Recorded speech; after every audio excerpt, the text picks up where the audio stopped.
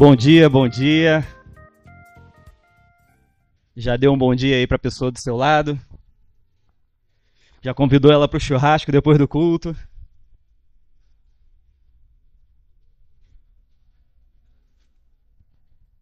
Nesse momento as crianças estão se retirando, pais que estão presentes aí, se quiserem encaminhar seus filhos, de 9 a 14 anos eles estão ficando ali na cozinha, por enquanto, se Deus quiser. E os menores estão ficando lá embaixo, na salinha lá de baixo, do lado ali do banheiro. Hoje nós iremos iniciar um novo tema. Estamos iniciando hoje o livro de Efésios. E antes de começarmos a falar sobre o livro de Efésios, eu quero convidá-los a orar comigo. Senhor Jesus, engrandecido seja o teu nome, glorificado, exaltado, acima de tudo e de todos. Pai, nós nos reunimos nesse lugar, nessa manhã, com um único objetivo, que é engrandecer e exaltar o teu santo nome. Te pedimos, ó Deus, que o Senhor tenha misericórdia das nossas vidas. Fale conosco nessa manhã, confronte, ó Pai, o nosso caráter, confronte, Senhor, o nosso ego. Pai, que a nossa soberba seja jogada por terra nessa manhã. Te pedimos, Senhor, que dia após dia, continuamente, possamos nos tornar semelhantes a Jesus. Esse é o desejo do nosso coração e é o motivo de todas as coisas. Em nome de Jesus, amém.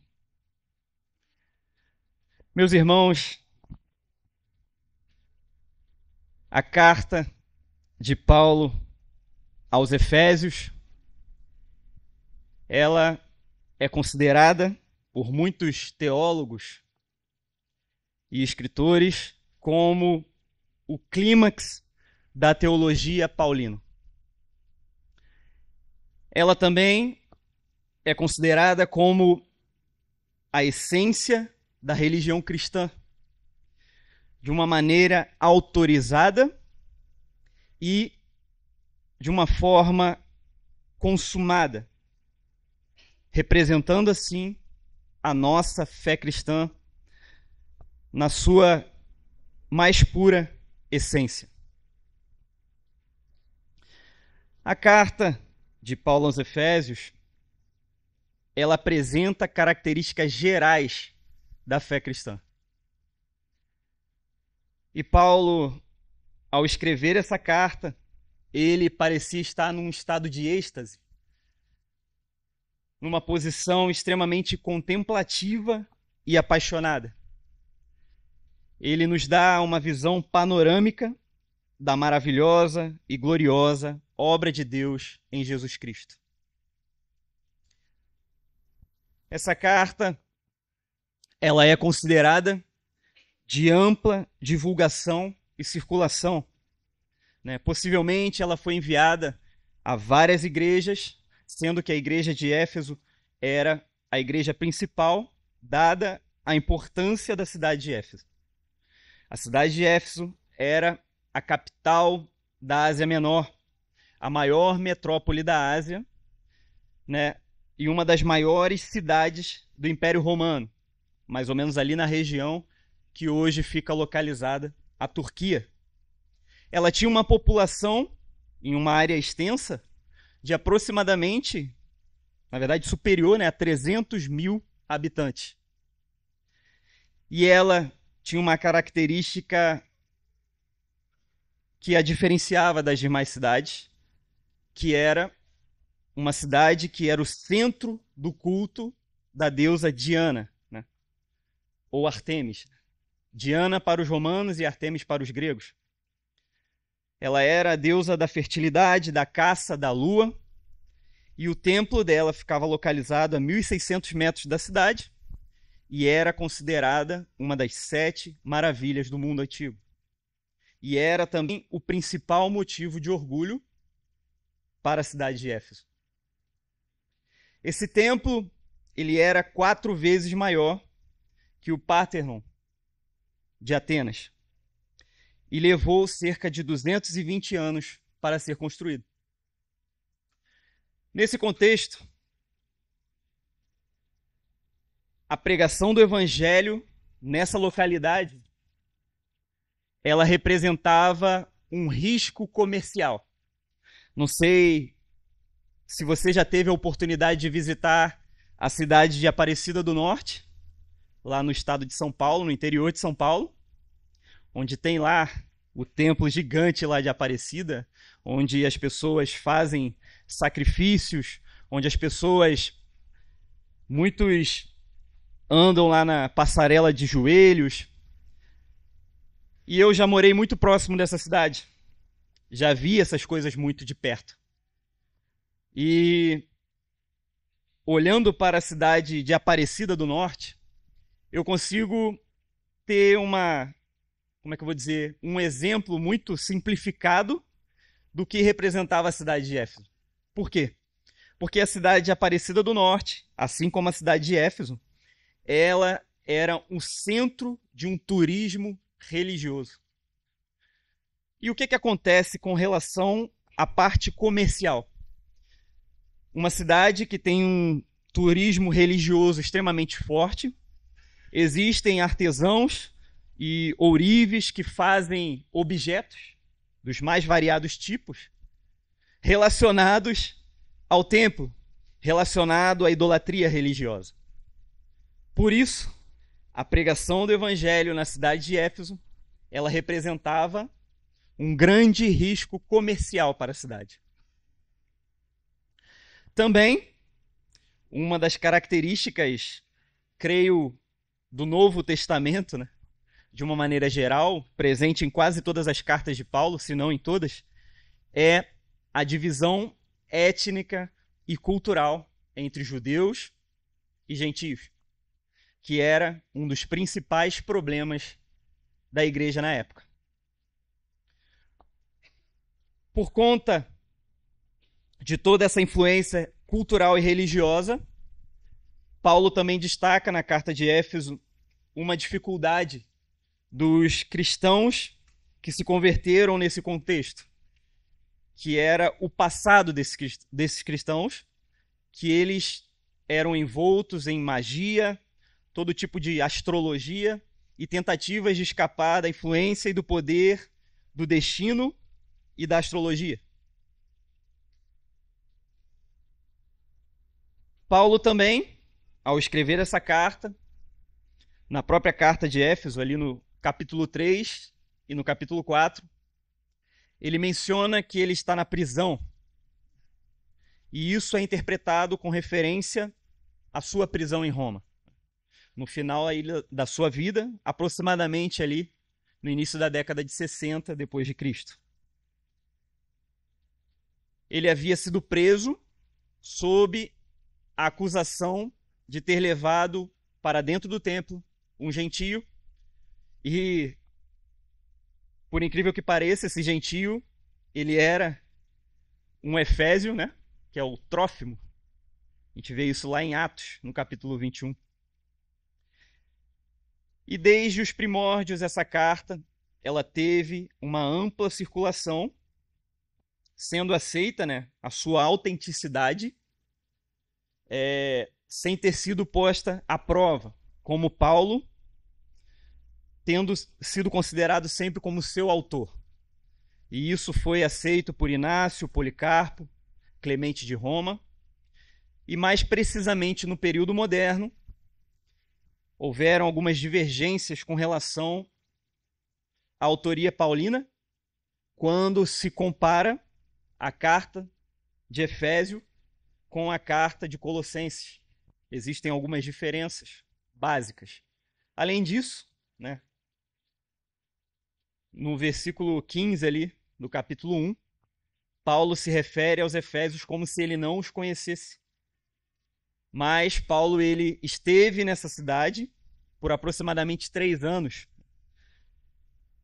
E Paulo ele dedicou muitas horas de instrução pública à igreja de Éfeso. A congregação de Éfeso, muito provavelmente, ela era a congregação em que Paulo tinha os relacionamentos mais profundos.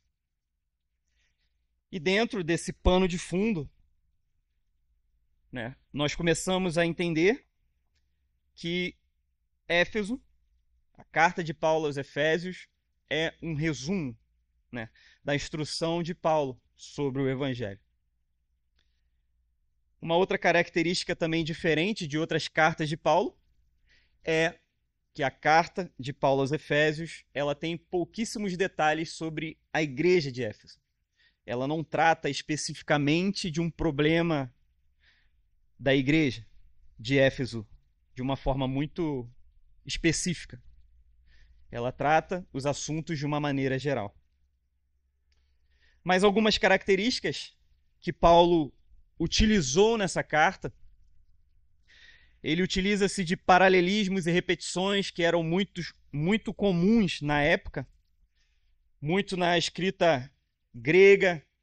Os filósofos utilizavam-se muito desse tipo de recurso, e elas também se assemelhavam às poesias hebraicas, que era uma linguagem comum aos Éfesos.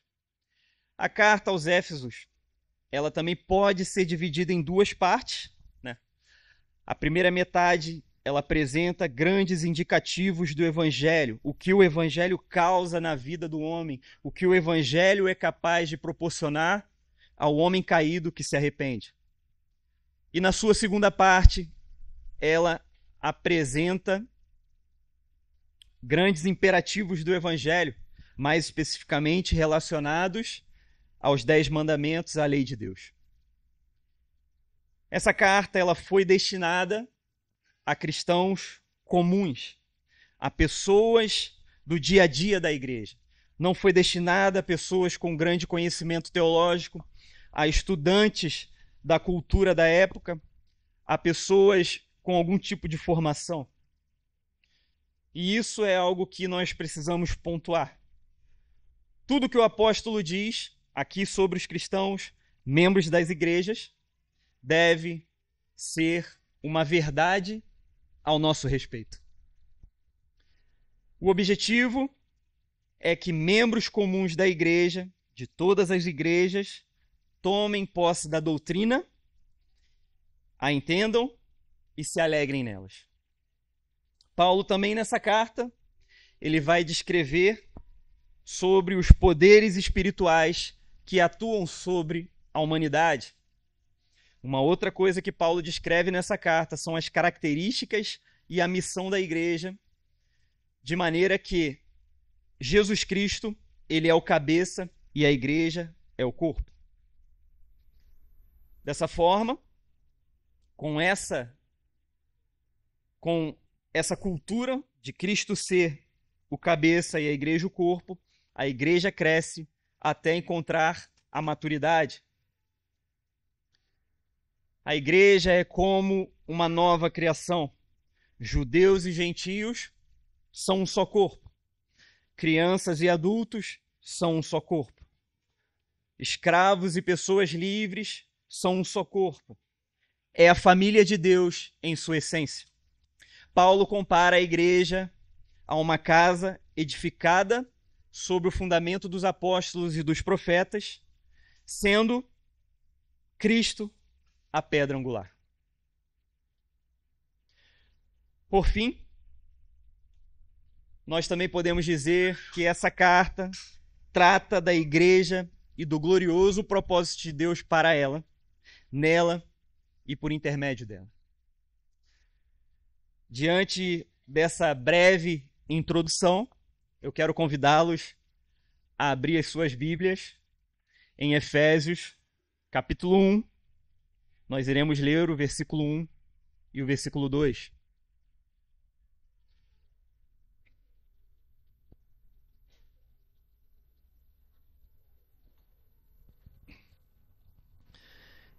Efésios 1, 1 e 2.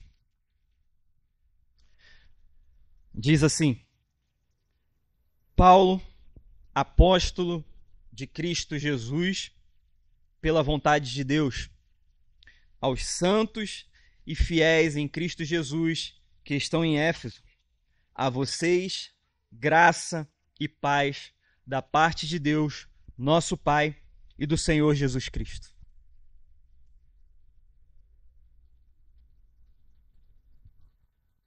Paulo já começa a carta descrevendo o tema da carta de Éfeso, logo no seu primeiro versículo. E antes de mais nada, ele se apresenta como Paulo, apóstolo de Cristo, pela vontade de Deus. Quando Paulo ele se apresenta como apóstolo de Cristo, ele reivindica sobre si a autoridade dada por Deus, apontando para o fato de que ele não foi feito apóstolo pela sua própria vontade, mas Cristo o chamou. Dessa forma, Paulo ele representava o próprio Cristo. Paulo ele falava em nome de Cristo. Dessa maneira, nós não podemos ignorar ou descartar nada do que ele diz em sua carta. Um outro ponto que nós podemos considerar a respeito disso é o fato de que hoje não existem mais apóstolos.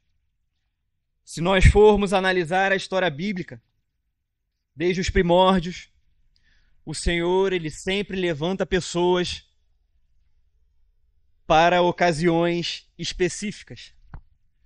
Vamos olhar para Abraão. O Senhor separou Abraão para um propósito específico. Se nós formos olhar para a história de Noé, o Senhor separou Noé para um propósito específico. Se nós formos olhar para Moisés, o Senhor separou Moisés para um propósito específico. E assim, tantos outros nomes nós podemos citar na Bíblia. Muitos homens e mulheres foram separados para um propósito específico. E isso não é diferente do que aconteceu com os apóstolos. Os apóstolos representavam Cristo, falavam em nome de Cristo e trouxeram, agregaram coisas, ensinos, fundamentos, deram continuidade ao fundamento de Cristo, trouxeram doutrinas em cima do fundamento de Cristo, que é para que nós venhamos a dar continuidade nos dias de hoje. Nós, por vezes, focamos em tantas coisas extraordinárias que a Bíblia nos ensina. Só que a nossa missão, como igreja contemporânea, ela, de uma forma simplista que nós podemos falar, ela, aos nossos olhos, pode parecer algo muito fácil. Mas se nós formos olhar num contexto geral, falando da igreja brasileira, ela por vezes é o que mais é deixado de lado, que é dar continuidade à doutrina dos apóstolos. Nosso maior comprometimento por vezes não está em dar continuidade à doutrina dos apóstolos, e sim, por vezes, em criarmos coisas, culturas para nos apegarmos, para moldarmos a nossa fé, ao invés de focarmos na base da doutrina dos apóstolos. Nesse primeiro versículo, início do primeiro versículo, quando Paulo fala pela vontade de Deus, ele nos demonstra qual é o tema da epístola e também de todo o evangelho, de toda a história do cristianismo. Primeiramente, acima de tudo, o tema da epístola e de todo o evangelho é Deus. Deus, o nosso Pai. Paulo deixa claro que a sua carta é sobre Deus. A Bíblia, meus irmãos, não é a história da humanidade. A Bíblia é a história de Deus. Hoje em dia, nós temos muitos problemas relacionados ao protagonismo que a humanidade tenta assumir quando falamos do Evangelho. Nós somos egoístas, egocêntricos, subjetivos, estamos muito mais interessados em nós mesmos, muito mais em nós mesmos do que em Deus. Nosso interesse está no que Deus pode nos oferecer, no que iremos ganhar com as nossas atitudes, na lei da semeadura, em quão confortável é a nós servir a Deus, o quanto recebi de Deus no momento de culto, na pregação, na oração. Nós temos nos esquecido que o Evangelho de Cristo é sobre Cristo, por meio de Cristo, e é de Cristo.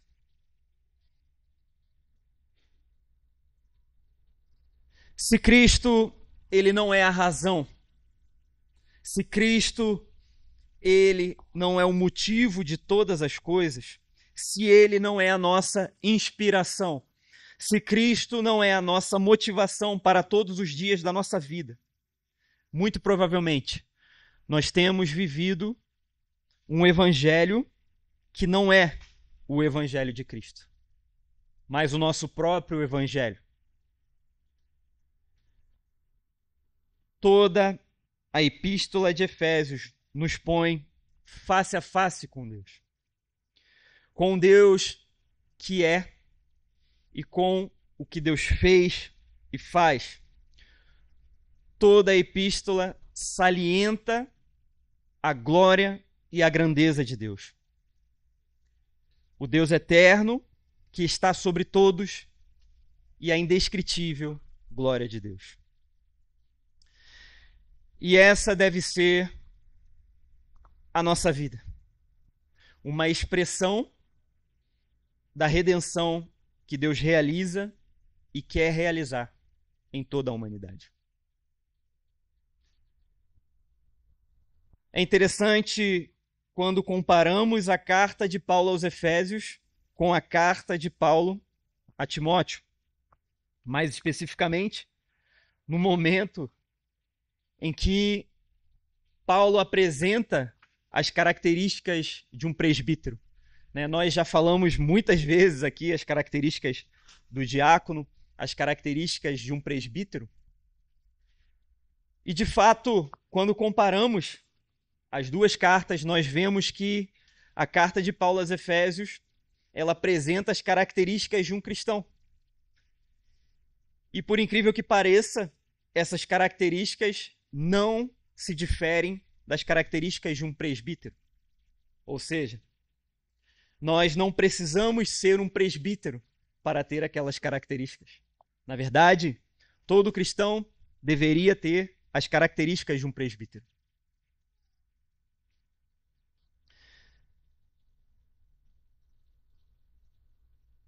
Paulo aqui está trazendo para nós que não devemos moldar as coisas de Deus aos nossos desejos pessoais. Não devemos moldar o que o Evangelho diz, o que a Escritura nos afirma, ao que nós gostaríamos de ouvir.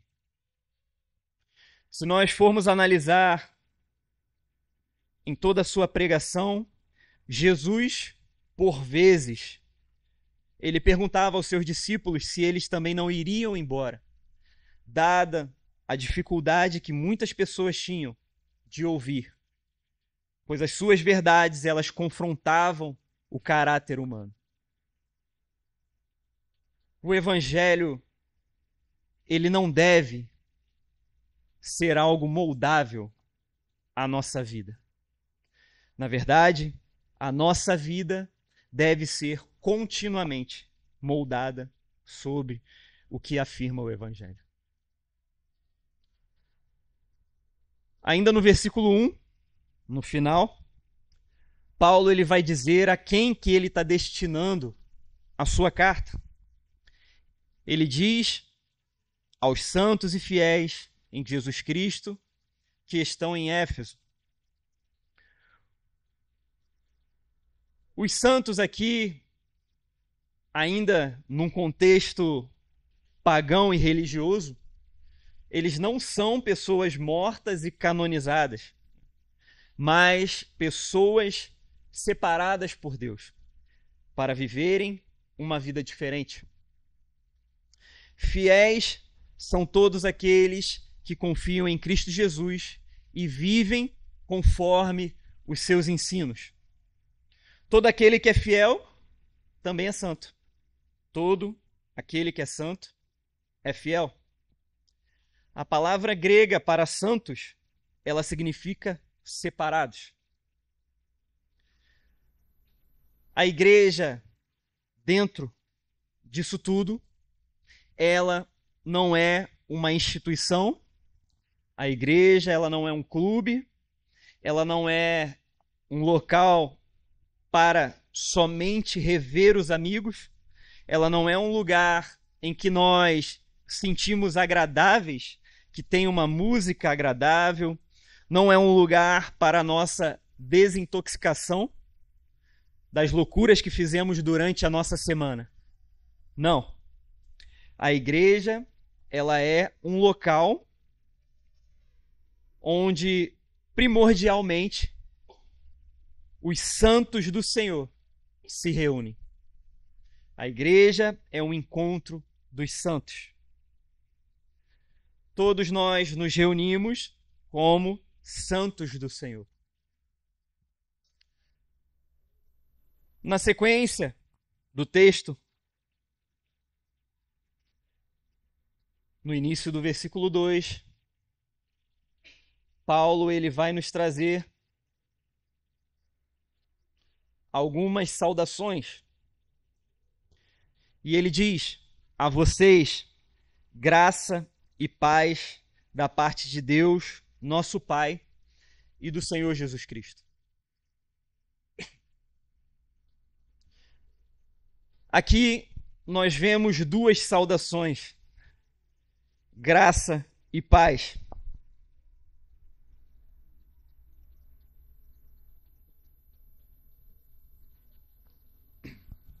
A primeira saudação, graça, ela, no original, ela é pronunciada como charis, e a sua escrita é como se fosse charis, né? Lembrando que nós estamos falando de uma carta. E essa saudação, graça, charis, ela era uma saudação voltada aos gentios. Não quer dizer que eles se cumprimentavam, os gentios, dizendo graça. Não, mas ela era muito semelhante à forma de escrita de uma saudação comum no mundo grego helenístico, que era uma palavra que se escrevia, né, escrita de uma forma muito similar a esse charis, que é chairen. E ela significava saudações. Então Paulo ele está utilizando uma palavra semelhante, direcionada ao que os gentios já estavam acostumados a se saudarem. Ele celebra, por meio dessa palavra, graça, como a bondade imerecida e fonte de todas as nossas bênçãos em Cristo. E esse era um conceito somente presente no Evangelho.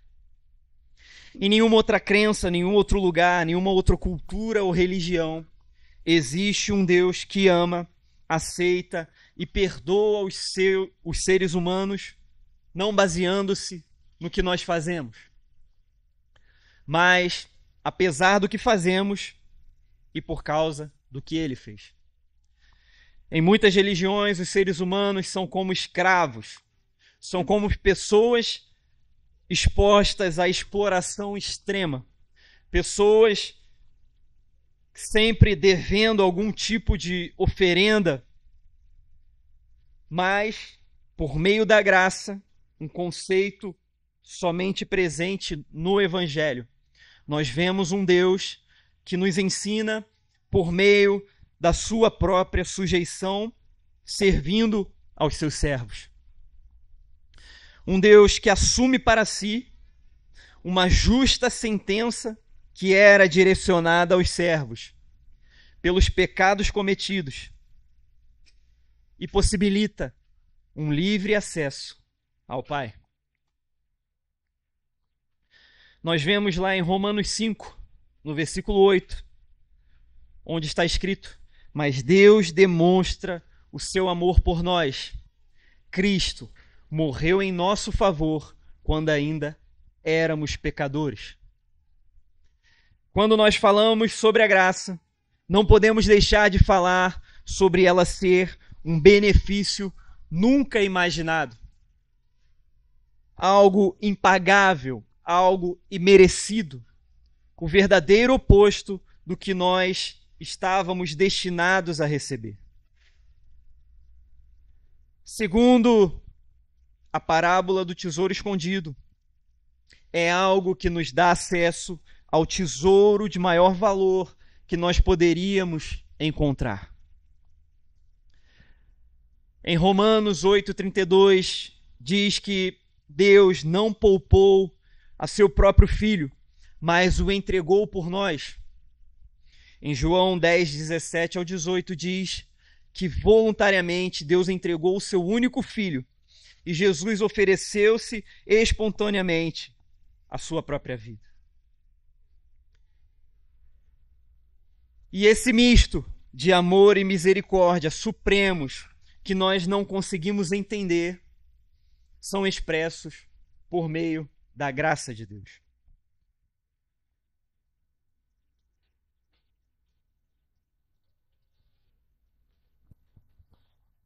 No versículo 2, a nossa segunda saudação, paz, shalom, uma saudação judaica padrão. Essa paz, no hebraico, traz uma conotação relacionada a ter se reconciliado com Deus e, a partir dessa reconciliação, ter a paz de Deus no coração.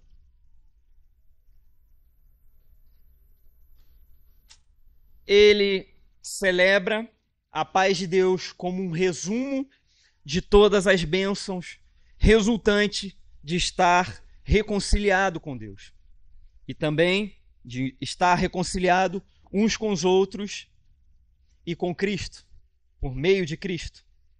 A paz é o resultado da graça de Deus. E essa paz, ela manifesta a sabedoria triunfante do Evangelho de Cristo crucificado. Em Isaías 59, 2, diz que o pecado nos separa de Deus, criando conflito entre ele e nós. E segundo Salmos 51, 10 ao 12, diz que o pecado rouba a alegria e a paz com Deus. Ou seja, enquanto estávamos entregues ao pecado, nós jamais conseguíamos encontrar a paz, a verdadeira paz. Em João 14, 27, Jesus nos diz algo incrível. Ele disse: deixo-lhes a paz, a minha paz lhes dou. Não a dou como o mundo a dá. Não se perturbem os seus corações, nem tenham medo. E dessa forma, como cristãos, a paz deve permear todos os aspectos da nossa vida. O próprio apóstolo Paulo, lá em Filipenses 4, do 6 ao 7, ele diz: não andem ansiosos por coisa alguma, mas, em tudo, pela oração e súplicas, e com ações de graça, apresentem seus pedidos a Deus. E a paz de Deus, que excede todo o entendimento, guardará os seus corações e as suas mentes em Cristo Jesus. Essas palavras, graça e paz, elas não eram incomuns aos ouvintes. Mas Paulo, de uma maneira muito sábia, inspirada por Deus, trouxe um significado novo, amplo e muito mais profundo a palavras que eles já estavam acostumados a ouvir. Ele cumprimentou aos seus irmãos com a graça e a paz de Deus, Pai, e de Jesus Cristo.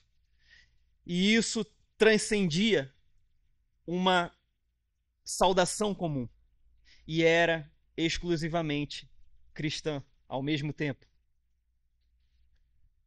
E dessa forma, cumprimentando tanto judeus como gentios, Paulo ele estava dizendo o seguinte: o evangelho não é somente para os judeus.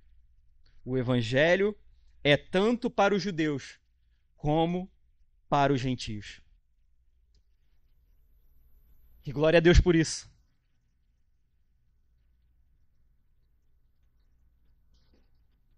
Seguindo, no versículo 2, ele continua dizendo: da parte de Deus, nosso Pai, e do Senhor Jesus Cristo. Diferentemente das muitas saudações que existiam na época, que eram feitas a deuses e divindades pagãs, Paulo ressalta que a graça e a paz verdadeira existem somente por meio de um Deus verdadeiro, de Deus Pai e de Jesus Cristo. Finalizando esse versículo 2, Paulo ele traz novamente a ideia de que tudo é sobre o Senhor. Se existe uma paz, essa paz provém de Deus. Se existe uma graça, somente em Deus nós podemos encontrar. De uma maneira geral, nós podemos dizer que Paulo, em sua carta aos Efésios, ele apresenta o mínimo inegociável, o mínimo existencial de todo cristão. Ou seja, nós precisamos observar com muita atenção tudo que Paulo nos diz na carta aos Efésios e colocar a nossa vida à prova em cima desses ensinamentos. Dentro desse ponto, nós podemos fazer algumas perguntas. Como pode cristãos daquela época, primitivos, que cresceram e viveram por muitos anos em uma cultura extremamente pagã, né? Em uma cultura extremamente devota a todo tipo de loucura, nós podemos lembrar que existiam templos em que a forma de cultuar se dava por meio de prostituição. Nós podemos lembrar e observar na história que muitos dos cultos tinham como a sua forma de adoração o sacrifício de animais, de uma maneira louca, o sacrifício de crianças. Como pode pessoas que vieram desse contexto, né, um punhado de gente, ter um impacto tão profundo nesse mundo pagão da época em que eles viviam? Isso não se deu por conta da sua organização estrutural, isso não se deu porque eles possuíam recursos financeiros, isso não se deu porque eles faziam algo espetacular pela sociedade, isso não se deu porque eles demonstravam ser algo que eles realmente não eram. Na verdade, a forma com que esses cristãos impactaram o mundo pagão, a sociedade em que eles estavam vivendo, colocaram em risco toda forma de ganhar dinheiro em cima da religiosidade do paganismo, foi pelo fato deles serem cristãos verdadeiros. E se nós trouxermos esse pensamento para os nossos dias atuais, muita da nossa falta de influência como igreja cristã no mundo de hoje, ela pode estar muito bem relacionada a uma coisa, ao fato de que somos, de alguma maneira, muito diferentes da descrição de cristãos que nós encontramos no Novo Testamento. Nós temos todo tipo de interesse e, por vezes, colocamos isso na conta do Evangelho. Nós desenvolvemos interesses egoístas, muitas vezes queremos propagar coisas que não são o Evangelho, muitas vezes não nos preocupamos em dar um testemunho cristão, muitas vezes nos importamos mais com a nossa própria imagem do que com a imagem do Evangelho e não nos posicionamos em situações que precisaríamos nos posicionar como cristãos. E tudo isso tem um resultado. Tudo isso causa prejuízo ao Evangelho. Mas quer dizer que se eu me preocupar com o cristianismo, me preocupar com o testemunho de Cristo, me preocupar com os ensinos dos apóstolos, isso quer dizer que não existirá mais prejuízo ao Evangelho? De forma nenhuma. Sempre haverão escândalos, sempre haverão pessoas que não dão um bom testemunho a respeito de Cristo. Mas, meu irmão, que nós não venhamos a querer ser as pessoas que não dão o testemunho de Cristo. Como é terrível. Eu tenho certeza que muitos de vocês já presenciaram situações em que pessoas que se diziam cristãs não estavam nem aí para o Evangelho. Melhor seria que essas pessoas nem mesmo se pronunciassem como cristãs. Isso não faria a menor diferença para ninguém. Mas ao se pronunciarem como cristãos e se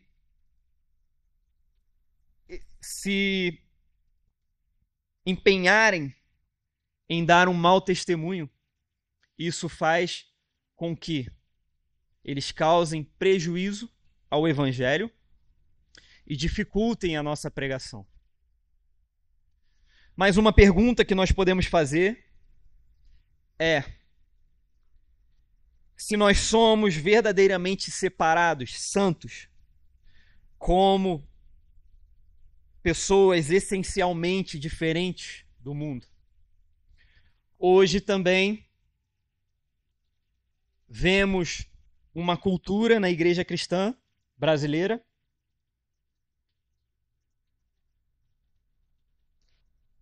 uma cultura de nos tornarmos aceitáveis ao mundo. Uma cultura de ter um ambiente agradável a todos. Uma cultura que, por vezes, nos importamos mais em como as pessoas irão se sentir do que como o Evangelho deve fazer as pessoas se sentirem. Existe uma verdade, meu irmão. O Evangelho, ele não precisa que nós o moldemos. O Evangelho, ele não precisa que nós venhamos a torná-lo eficiente ou eficaz àqueles que estão ouvindo. O Evangelho é o poder de Deus. O que nós precisamos é nos mantermos fiéis à pregação do Evangelho genuíno. O poder que vai transformar as vidas não provém da nossa eloquência. O poder que vai transformar as vidas não provém do nosso conhecimento teológico. O poder que vai transformar as vidas provém do Senhor.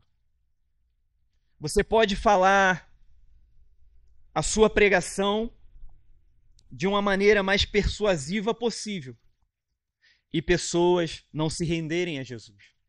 Você pode falar a sua pregação citando inúmeros teólogos, inúmeros dados históricos e pessoas não se renderem a Jesus. Como você pode falar coisas simples sobre as boas novas de uma maneira objetiva e básica, em que a pessoa consiga entender quem é Jesus, o quanto a humanidade estava perdida, o quanto nós necessitamos da misericórdia de Deus e de uma transformação genuína, e essa pessoa ser transformada.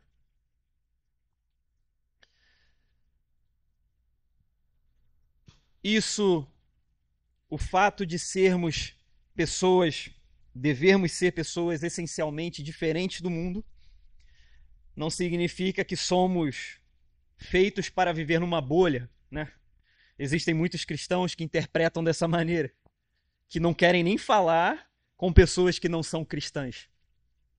Mas isso significa que nós fomos purificados interiormente. E esse é o sentido real da palavra santo. Nossas preocupações com o evangelho, nossas preocupações com a forma de fazer, nossas preocupações com a forma de agir, por vezes elas têm um resultado oposto do que deveria. E em muitos momentos, a nossa preocupação com coisas que não são essenciais do evangelho, elas nos afastam do evangelho. E por incrível que pareça, é possível, em algum momento, nós estarmos nos dedicando às coisas de Deus e não estarmos agradando a Deus. Eu quero te convidar a abrir a sua Bíblia em Mateus, o capítulo 7, do versículo 21 ao versículo 23.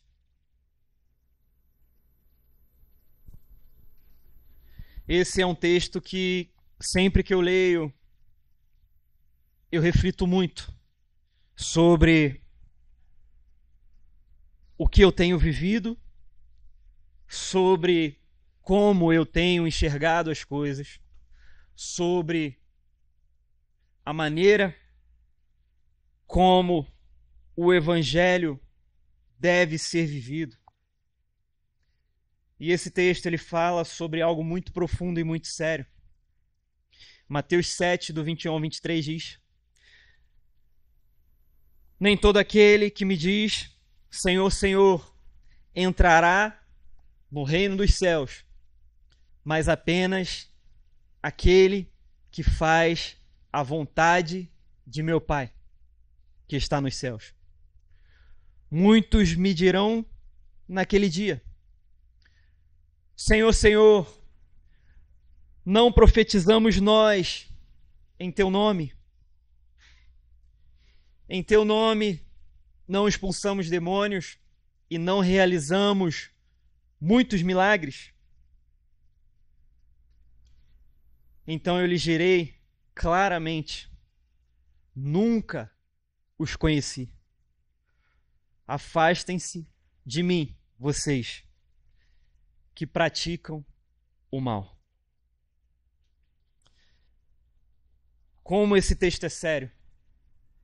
Como é assustador pensar que no grande dia existirão pessoas que dedicaram a sua vida inteira, mesmo que de uma maneira equivocada.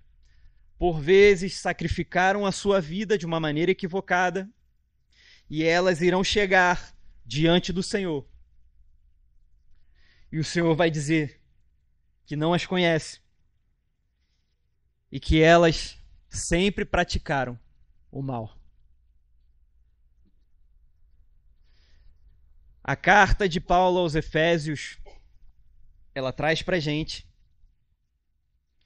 esse contexto de como é e como deve ser a vida de um cristão saudável, santo, fiel, que tem no Senhor a sua confiança, que tem no Senhor a sua paz, que tem, por meio da graça de Cristo, de ter sido reconciliado, reconectado, ter participado da morte e da ressurreição, dos benefícios da obra redentora de Cristo.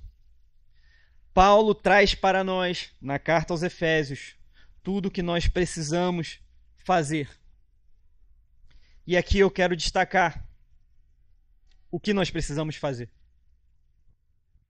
Meu irmão, antes de qualquer outra coisa, antes de você pensar em servir, de você pensar em servir pessoas necessitadas pelas ruas, antes de você pensar em fazer missões externas, missões nacionais, antes de você pensar em falar no nome de Cristo, você precisa ser verdadeiramente cristão. Nós precisamos, acima de qualquer obra, de qualquer outra preocupação, sermos verdadeiramente cristãos. Somente sendo cristãos, nós vamos conseguir nos tornarmos uma igreja, uma nação, um povo que realmente faz diferença no contexto em que está inserido. Se nós formos olhar a igreja de Atos, ela possuía defeitos, possuía dificuldades, havia a luta interna entre gentios e hebreus, mas na maioria das vezes a igreja ela conseguia demonstrar que o evangelho de fato a havia transformado. E isso impactava os que estavam ao seu redor. Não porque eles faziam obras de caridade, mas porque eles eram verdadeiros em tudo que eles faziam. E a carta de Paulo aos Efésios, ela nos traz um convite a uma análise de uma maneira contemplativa a tudo que Deus fez, representa, quem Ele é, o seu grande amor, a sua obra redentora, e também nos traz uma reflexão a respeito de quem nós temos sido. Existe uma frase de John Wesley que eu gosto muito e que nos faz refletir um pouco sobre o que é ser cristão.